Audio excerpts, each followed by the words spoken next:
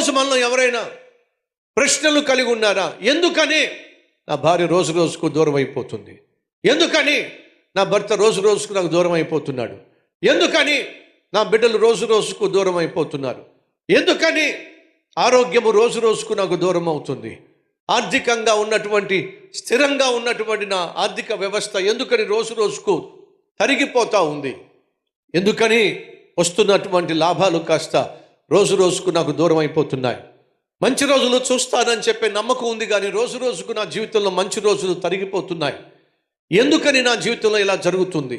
ఎందుకని వినకూడని వార్తలు వినవలసి వస్తుంది? ఎందుకని నేను చూడకూడనటువంటి దృశ్యాలు నా ఇంట్లో, నా కుటుంబంలో, నా బిడ్డల జీవితంలో, నా భార్య భర్త జీవితంలో చూడాల్సి వస్తుంది? దేవా, ఎందుకు నీ దీన్ని దాపరిస్తున్నావు? ఎందుకు రాణిస్తున్నావు? ఎందుకు ఇలా నా జీవితంలో జరుగుతుంది? నువ్వు దేవుణ్ణి ప్రశ్నించవచ్చు.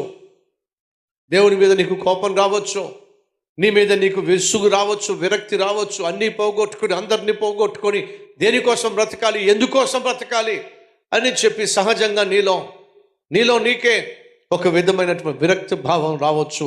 చచ్చిపోవాలి అని అనిపించవచ్చు. కారణం, నువ్వు ఎంత కఠినాత్ముడు అయినా, నువ్వు ఎంత కర్కశకుడు అయినా, నీకు తెలియకుండా నీ కుటుంబంతో నీ మనస్సు ముడిపడిపోయి ఉంది. తెలుసా? తాగుబోతోడు కావచ్చు, తిరుగుబోతోడు కావచ్చు, పాపిష్టోడు కావచ్చు. కానీ దయచేసి వినండి, అమ్మ సహోదరి మీద అనొచ్చు, నా మొగుడికి నేనంటే పట్టింపు లేదు, నేనంటే లెక్క లేదు, నేనంటే ప్రేమ లేదు, అసలు నన్ను పట్టించుకోడు అని మీరు అనొచ్చు. అలాగే మీరు కూడా అనొచ్చు, నా భర్తకు నేనంటే అసలు గౌరవం లేదు, నన్ను పట్టించుకోదు, నేనంటే లెక్క లేదు, నేనంటే చిరాకు, కోపం అనొచ్చు. కానీ ఒక్క ప్రశ్నకు సమాధానం చెప్పే ప్రయత్నం చేయండి. ఒక వ్యక్తి తన బాస్ మెసేజ్ పంపించాడు, స్టార్ట్ ఇమీడియట్లీ, నా దగ్గరికి రా అని చెప్పి మెసేజ్ పంపించాడు. ఆ బాస్ ఏమో వేరే పట్టణంలో ఉంటాడు, ఫ్లైట్లో వెళ్తున్నాడు. ఎందుకని సడన్గా నా బాస్ నన్ను రమ్మని మెసేజ్ పెట్టాడు? నా గురించి ఏమైనా తప్పు సమాచారం ఏమైనా అందిందా? నన్ను ఉద్యోగంలోంచి ఏమైనా తీసేస్తాడా? ఒకవేళ సడన్గా ఉద్యోగంలో తీసేస్తే నా పరిస్థితి ఏమిటి? ఈఎంఐలు ఎవడు కడతాడు? ఈఎంఐ అంటే ఆ అమ్మాయి. అవునా అండి? వీళ్ళు కొంతమంది ఏంట్రా బెదరు, ఈ అమ్మాయి అని చెప్పి ఏ అమ్మాయి గురించి మాట్లాడతారు? ఏ అమ్మాయి అని అడగండి. ఈ అమ్మాయి అంటే ఎవ్రీ మంత్ ఇన్స్టాల్మెంట్, ప్రతిరోజు మీరు కట్టాల్సినటువంటి ఇన్స్టాల్మెంట్లు. బైక్ లోన్ తీసుకోవచ్చు, లేకపోతే హౌస్ లోన్ తీసుకుని ఉండొచ్చు, లేక అడ్వాన్స్గా లోన్ తీసుకుని ఉండొచ్చు. దానికి ప్రతి నెల ఎంత కడతానని చెప్పి ఒప్పందం చేసుకొని మీరు లోన్ తీసుకున్నారు. ప్రతి నెల లోన్ కట్టాలి, మీ బిడ్డలను చదివించుకోవాలి, కుటుంబాన్ని పోషించుకోవాలి. ఇప్పుడు సడన్గా బాస్ రమ్మన్నాడు. ఎందుకు రమ్మన్నాడు అర్థం కావట్లా. 1,00,000 ప్రశ్నలు వస్తున్నాయి. ఒకవేళ ఉద్యోగం నుంచి నన్ను తీసేశాడంటే నా పరిస్థితి ఏమిటి? కట్టాల్సినటువంటి ప్రతి నెల లోన్ సంగతి ఏమిటి? నా బిడ్డల చదువు సంగతి ఏమిటి? నా కుటుంబాన్ని ఎలా పోషిస్తాను? ఉద్యోగంలో తీసేశాడంటే మళ్ళీ నాకు ఉద్యోగం దొరుకుతుందా, దొరకదా? ఒకవేళ దొరుకుతుందంటే 3 monthsలో దొరుకుతుందా, 6 monthsలో దొరుకుతుందా, 1 year పడుతుందా? ఈ ఉద్యోగం దొరకడానికి నాకు 5 years పట్టింది. ఒకవేళ ఈ ఉద్యోగం నుంచి నన్ను తీసేస్తే మళ్ళీ ఇంకెన్ని సంవత్సరాలు పడుతుందో? ఒకవేళ ఉద్యోగమే కానీ నాకు అలా ఆలస్యంగా వచ్చినట్లయితే నా పరిస్థితి ఏమిటి? నా భార్య పరిస్థితి, నా బిడ్డల పరిస్థితి ఏమిటి? నా ఆర్థిక పరిస్థితి ఏమిటి? ఎన్నెన్ని ప్రశ్నలో. ఒకవేళ ఉద్యోగం తీసేస్తే మరొక ఉద్యోగం వస్తే ఇదే జీతం వస్తుందేమో, లేక తక్కువ జీతం వస్తుందో. ఒకవేళ తక్కువ జీతం వస్తే నేను కట్టాల్సినటువంటి అప్పుల సంగతి ఏమిటి? ఇదే పట్టణంలో వస్తుందా, లేక వేరే పట్టణంలో వస్తుందా, వేరే రాష్ట్రంలో వస్తుందా? ఒకవేళ వేరే పట్టణంలో, వేరే రాష్ట్రంలో వస్తే మళ్ళీ నా భార్య ఎక్కడ, నా బిడ్డలు ఎక్కడ, నేను ఎక్కడో? ఏమిటి ఈ ప్రశ్నలన్నిటితో ఉక్కిరి బిక్కిరి అయిపోతూ ఉన్నాడు. ఈ లోపల విమానం నడిపిస్తున్న పైలట్ ఒక అనౌన్స్మెంట్ చేశాడు. ఏంటో తెలుసా?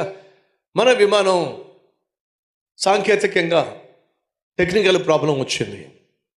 ఏ క్షణంలోనైనా మనం ఇమ్మీడియట్గా ల్యాండ్ అయిపోవాలి, లేకపోతే ఏమైనా కావచ్చు. కాబట్టి దగ్గరలో ఉన్నటువంటి ఎయిర్పోర్ట్ని మేము సంప్రదిస్తున్నాం, త్వరగా ల్యాండ్ అయిపోవాలని చెప్పి మేము వారికి సంకేతాన్ని తెలియచేసాం. త్వరగా ల్యాండ్ కాబోతున్నాం. ఒకవేళ ల్యాండే కాలేకపోతే గాల్లో కలిసిపోతుంది ఆ విమానం. ఇప్పుడు ఈ ప్రయాణం చేస్తున్న వ్యక్తి ఈఎంఐల గురించి ఆలోచిస్తాడా? జాబ్ గురించి ఆలోచిస్తాడా? ఉద్యోగంలో నన్ను తీసేస్తే తర్వాత ఉద్యోగం గురించి ఆలోచిస్తాడా? ఎవరి గురించి ఆలోచిస్తాడో చెప్పండి. ఒకవేళ మీ జీవితంలో ఎప్పుడైనా అనుకోని పరిస్థితి దాపురించి ఇక నేను చచ్చిపోతానేమో అనే పరిస్థితి వచ్చింది అనుకోండి, మీకు ఎవరు జ్ఞాపకం వస్తారు? నా భార్య ఏమవుతుందో, ఆ బిడ్డలు ఏమైపోతారో నేను లేకపోతే. ఫస్ట్ మీకు జ్ఞాపకం వచ్చింది ఏంటో తెలుసా? మీ కుటుంబం. ఒకవేళ నాకు అటువంటి పరిస్థితి కానీ వచ్చినట్లయితే నాకు ఫస్ట్ జ్ఞాపకం వచ్చేది నా భార్య, నా పిల్లలే అన్నవాళ్ళు ఒకసారి చూపిస్తారా? ఫస్ట్ నాకు జ్ఞాపకం వచ్చేది నా బైక్ ఏమైపోతుందో. అవునా? నా బైక్ ఏమైపోతుందో, నా బ్రాందీ షాప్ ఏమైపోతుందో, పాప వాడేమైపోతాడో. అవునా అండి? అమ్మ మీ సంగతి ఏమిటి? అసలు మీకు అలాంటి కష్టాలు రాకూడదు. మీరు నిండు నూరేళ్ళు బ్రతకాలి. ఒకవేళ ప్రాణం మీదకి వచ్చినట్లయితే ఫస్ట్ మీ మధ్యలో జ్ఞాపకం వచ్చేది ఎవరు చెప్పండి? బ్యాంగిల్సు, బట్టలు. నా బట్టలు ఎవరు పట్టుకెళ్ళిపోతారో, నా బంగారం ఎవరు పట్టుకెళ్ళిపోతారో, నా బ్యాంగిల్స్ ఎవరు పట్టుకెళ్ళిపోతారో, ఇదా మీకు జ్ఞాపకం వచ్చేది. లేకపోతే నా భర్త ఏమైపోతాడు, నా బిడ్డలు ఏమైపోతారు, నేను లేకపోతే వాళ్ళు ఏమైపోతారు. అడుగుతున్నా, మీ బంగారం జ్ఞాపకం వస్తుందా? బ్యాంగిల్స్ జ్ఞాపకం వస్తాయా? బట్టలు జ్ఞాపకం వస్తాయా? లేదా పక్కన పెట్టేసాను. భర్త బిడ్డలు జ్ఞాపకం వస్తారా? మీరేమంటారు? భర్త బిడ్డలు నాకు జ్ఞాపకం వస్తారా అన్న వాళ్ళు చూపిస్తారా? సార్ చూడండి చూడండి చూడండి చూడండి త్వరగా చూడండి. ఎంత ఆతృతగా చూస్తున్నారో మా సహోదరులు. సో అర్థమైంది ఏమిటి? నువ్వేమంటున్నావు? నా భార్య మంచిది కాదు, గయ్యాలది, నన్ను పట్టించుకోదు, పాపిష్టాలు XYZ అంటున్నావు.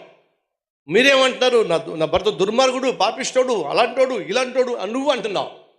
కానీ భర్త చెయ్యి చూపించాడు. ఎవరి? నా ప్రాణం మీదకి వస్తే మాత్రం నా జీవితంలో నాకు జ్ఞాపకం వచ్చింది ఎవరట? భార్య జ్ఞాపకం వస్తుంది, బిడ్డలే జ్ఞాపకం వస్తున్నారు. భర్త నీ దృష్టిలో మంచోడు కాకపోవచ్చు, భార్య నీ దృష్టిలో మంచిది కాకపోవచ్చు, కానీ ప్రాణం మీదకి వచ్చినప్పుడు వాళ్ళకి జ్ఞాపకం వచ్చేది మాత్రం భర్తే, భార్యే, బిడ్డలే. ఎందుకంటే ఇది నీ హృదయానికి అటాచ్ అయినటువంటి బంధం. ఇది విడిపోయేది, విడగొట్టుకునేది కానే కాదు.